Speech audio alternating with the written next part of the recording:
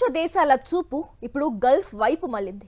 ఇరాన్లో నెలకొన్న తాజా పరిస్థితులు, యుద్ధ మేఘాలు కేవలం ఒక ప్రాంతానికే పరిమితం కాకుండా గ్లోబల్ ఎనర్జీ మార్కెట్ను కుదిపేస్తున్నాయి. ఇరాన్లో మారిన పాలన ప్రపంచ చమురు ధరలపై, సహజ వాయువు సరఫరాపై ఎలాంటి ప్రభావం చూపుతుంది? ఇది సామాన్యుడి జేబుపై భారాన్ని పెంచుతుందా లేదా ఇంధన భద్రతనిస్తుందా? సాక్షి ప్రత్యేక కథనంలో చూద్దాం. ప్రస్తుతం ప్రపంచ వ్యాప్తంగా సరఫరా అయ్యే ముడి చమురులో దాదాపు 20% కేవలం స్ట్రెయిట్ ఆఫ్ హోర్ముజ్ అనే సన్నని సముద్ర మార్గం నుంచే వెడుతుంది. ఇరాన్ ఈ మార్గానికి కాపలాదారుగా ఉంది. తాజా యుద్ధ పరిస్థితుల వల్ల ఇక్కడి నుంచి చమురు రవాణా నిలిచిపోవడంతో బ్రెంట్ క్రూడ్ ధరలు ఇప్పటికే బ్యారెల్కు $100లకు పైగా చేరుకున్నాయి. కానీ ఇక్కడ ఒక ఆసక్తికరమైన కోణం ఉంది. ఇరాన్ వద్ద ప్రపంచంలోనే 4వ అతిపెద్ద చమురు నిల్వలు, 2వ అతిపెద్ద సహజ వాయువు నిల్వలు ఉన్నాయి.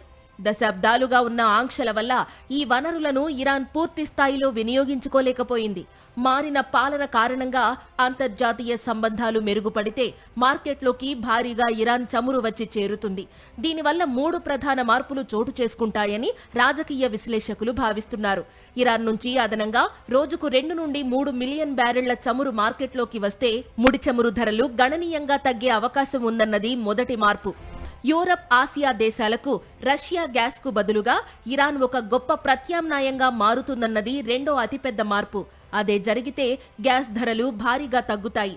ముఖ్యంగా భారత్ లాంటి దేశాలకు తక్కువ ధరకే చమురు లభించడమే కాకుండా సరఫరాలో స్థిరత్వం వస్తుందన్నది మూడో మార్పు. మరి ఇరాన్ కొత్త పాలకులు ఈ దిశగా ఆలోచన చేస్తారా?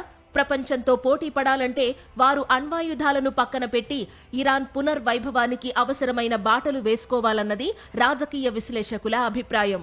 అయితే ఇదంతా అంత సులభం కాదు. పాలన మారే ప్రక్రియలో వచ్చే అస్థిరత వల్ల ఇరాన్ ఆర్థికంగా బలహీనపడొచ్చు. అదే సమయంలో క్రూడ్ ధర $100 మార్కును దాటే ప్రమాదం కూడా ఉంది. ఇది ఇరాన్కు మేలు చేయకపోగా భారత్ వంటి అభివృద్ధి చెందుతున్న దేశాలకు ఇబ్బందులు తెచ్చిపెడుతుంది. కానీ దీర్ఘకాలంలో చూస్తే ఒక స్వేచ్ఛాయుతమైన ఇరాన్ ప్రపంచ ఎనర్జీ మార్కెట్కు ఊపిరి పోస్తుందని నిపుణులు విశ్లేషిస్తున్నారు. ఇంధన రంగంలో కాబోయే ఈ పెను మార్పులను ప్రపంచం ఎలా తట్టుకుంటుందో వేచి చూడాలి.